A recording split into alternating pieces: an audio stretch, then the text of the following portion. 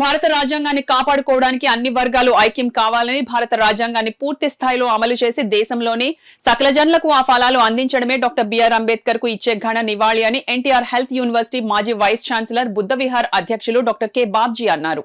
Doctor BR Ambedkar వర్ధంతి సందర్భంగా కాకినాడ అంబేద్కర్ భవన్లో భారత రాజ్యాంగం విశిష్టత అనే అంశంపై సదస్సు నిర్వహించారు. సామాజిక న్యాయ సాధన సమితి అధ్యక్షురాలు డాక్టర్ భానుమతి అధ్యక్షతన జరిగిన ఈ సమావేశంలో ప్రముఖులు హాజరై ప్రసంగించారు. ముఖ్య అతిథిగా హాజరైన డాక్టర్ కె బాబ్జీ మాట్లాడుతూ అంబేద్కర్ తన కుటుంబాన్ని, జీవితాన్ని త్యాగం చేసి ఈ దేశానికి చేసిన సేవలను పవర్ పాయింట్ ప్రెజెంటేషన్ ద్వారా వివరించారు.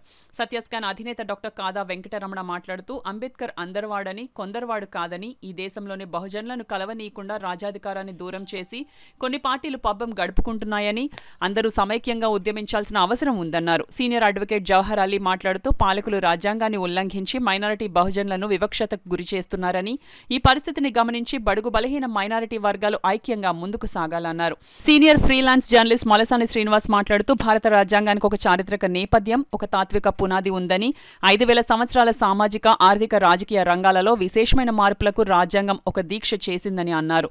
సిపిఎం రాష్ట్ర కార్యదర్శి వర్గ సభ్యులు దళాల సుబ్బారావు, బామ్ షెఫ్ రాష్ట్ర అధ్యక్షులు డాక్టర్ రాముడు మాట్లాడుతూ డాక్టర్ అంబేద్కర్ సూచించిన సామాజిక న్యాయం, లౌకిక విధానాన్ని కాపాడుకోవాల్సిన అవసరం ఉందని, నేడు అగ్రకుల ఆధిపత్య రాజకీయ పార్టీలు రాజ్యాంగానికి వక్రభాష్యాలు చెబుతూ అమలు చేయకుండా దళిత బహుజనులకు అన్యాయం చేస్తున్నారని, దీనిని ఎస్సీ, ఎస్టీ, బీసీలు ఐక్యంగా తిప్పికొట్టాలని సూచించారు. బీజేపీ ప్రభుత్వం నేడు రిజర్వేషన్లను పూర్తి స్థాయిలో ఎత్తివేసే ప్రక్రియను ప్రారంభించాలని చూస్తుందని, ఓబీసీలకు క్రిమీలేయర్ పేరుతో నష్టం చేకూరుస్తుందని అన్నారు.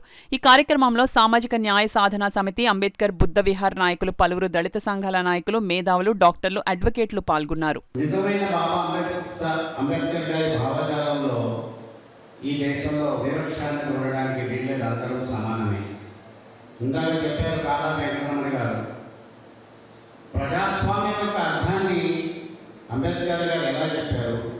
మెజారిటీ వాళ్ళు ఉన్నటువంటి వారి మీద బాధ్యత మైనారిటీలను సంరక్షించుకోవాల్సిన బాధ్యత. మెజారిటీ ఎక్కువ మంది ఉన్నంత మాత్రాన అధికారులు ఎక్కువ మంది వాళ్ళ చేతుల్లో ఉన్నప్పటికీ కూడా మైనారిటీని, వెనుకబడిన వారిని, దళిత వర్గాలను అందరినీ కూడా సంరక్షించుకోవాల్సినటువంటి బాధ్యత. అవి సంరక్షించబడినప్పుడే అది నిజమైన ప్రజాస్వామ్యం అవుతుంది, నిజమైన రాజ్యాంగ విధానం అవుతుంది, మనం అమలు చేసిన వాళ్ళం అవుతాం. కానీ దేశంలో పరిస్థితులు రోజు రోజుకి మారిపోతున్నాయి. ఒకప్పుడు మహిళల పట్ల వివక్షను చూసాం, ఎదుర్కొన్నాం, అనేక చట్టాలు తెచ్చుకున్నాం. దళితుల పట్ల వివక్షను చూసాం, అనేక చట్టాలు తెచ్చుకున్నాం, ఆ చట్టాల ద్వారా ఉపశమనం పొందుతూ వస్తున్నాం.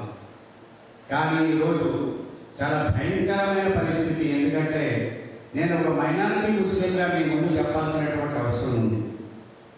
ఇక్కడ మన సమాజంలో ఇంచుమించు దక్షిణ భారతదేశంలో కనపడడం లేదు, కానీ ఈ దేశంలో ఉత్తర భారతదేశంలో అనేక రాష్ట్రాల్లో మైనారిటీలు ఆస్తులు కొనలేని పరిస్థితి ఈ భారతదేశంలో.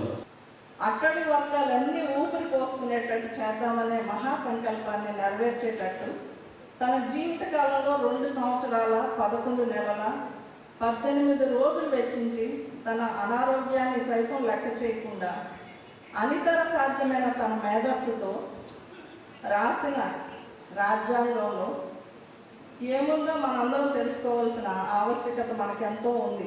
దాని గురించే ఈ మహాసభని ఏర్పాటు చేయడం జరిగింది. ఇప్పటి పరిస్థితుల్లో మనకు తెలియకుండా ఎన్ని హక్కులు మనం కోల్పోతున్నామో తెలుసుకోవాలంటే రాజ్యాంగాన్ని క్షుణ్ణంగా తెలిసిన మేధావుల నుంచి కొద్దిగా అయినా మనం అందరం తెలుసుకొని మన హక్కుల్ని కాపాడుకోవడానికి మనం ఏం చేయాలి, మనం అందరం కలిసికట్టుగా ఎలా సాధించుకోవాలని తెలుసుకోవాలనే చిన్న మా ప్రయత్నమే ఈ సభ. మనల్ని మనుషులుగా ఈ సభ్య సమాజంలో గుర్తించేటట్టుగా చేసిన ఆ మహనీయుని ఈ సభలో స్మరించుకుంటూ, కీర్తించుకుంటూ, అంబేద్కర్ గారు కొందరి వాడు కాదు, మనందరి